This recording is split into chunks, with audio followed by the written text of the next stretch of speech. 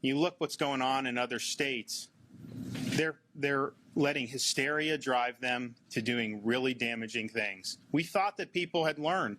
They're closing schools. They're doing things that should not be done. And that is not the way you deal with this. And so, we are 100% committed to making sure that people are able to live their lives, that our kids are able to get an education, that people's businesses are able to operate, and that people have jobs. And so that is just non-negotiable, and you got to do it. And when Joe Latipo first came on board in September, he said that there's no place for fear when you're doing the policy. You got to deal with this rationally. I think that particularly given the clinical profile so far of Omicron, there's not justifiable to let fear overwhelm you. I mean, this is something where, we're seeing dramatically less clinical results, negative clinical results compared to what we saw with Delta.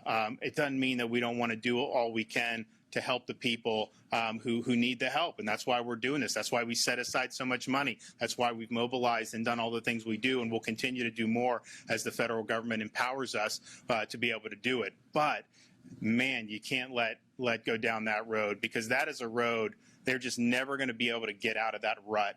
And it's just going to continue to hurt a lot of people, and it ain't going to do anything, to slow down or to stop a incredibly contagious airborne virus. I mean, come on.